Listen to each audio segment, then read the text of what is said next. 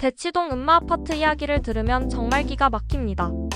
1996년부터 재건축을 추진했다는데 지금이 2025년이니 무려 29년째 삽도 못 뜨고 있죠.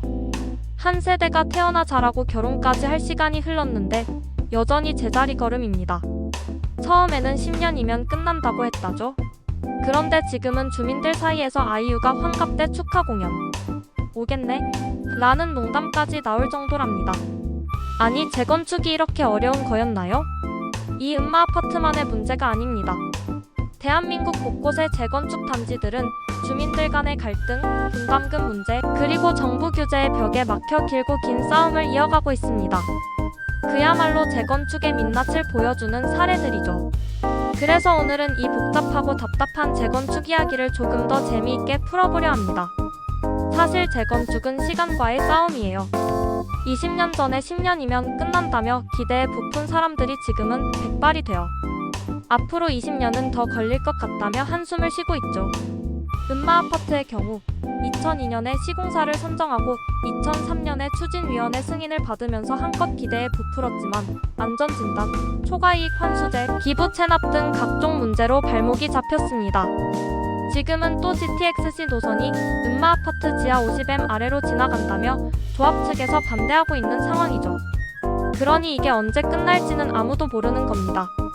그런데 재건축이 이렇게 어려운 이유가 뭘까요? 가장 큰 이유는 주민들 간의 의견 조율이 너무 어렵다는 겁니다.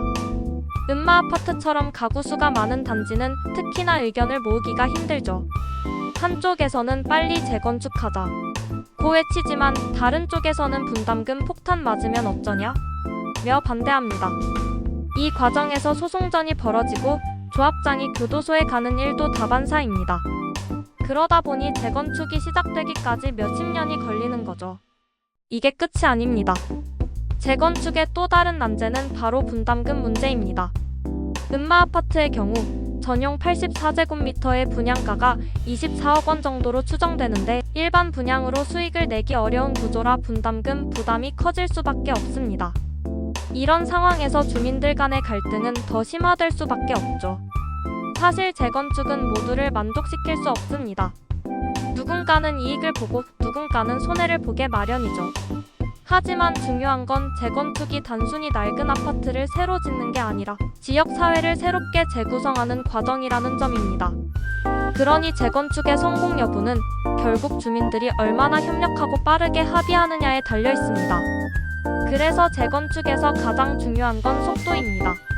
의견 조율이 길어질수록 비용은 늘어나고 갈등은 깊어집니다. 결국 성공적인 재건축은 주민들이 얼마나 빨리 의견을 모으고 협력하느냐에 달려있는 거죠.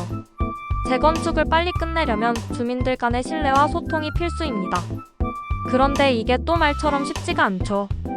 결국 재건축은 시간, 돈, 그리고 주민들의 협력이 만들어내는 결과물입니다. 여러분은 재건축에 대해 어떻게 생각하시나요? 음마아파트처럼 오랜 시간 동안 지연되는 재건축 단지를 보면서 어떤 교훈을 얻으셨나요? 여러분의 생각을 나눠주세요. 오늘도 끝까지 읽어주셔서 감사합니다. 재건축이든 내 집 마련이든 중요한 건 여러분의 현명한 선택입니다.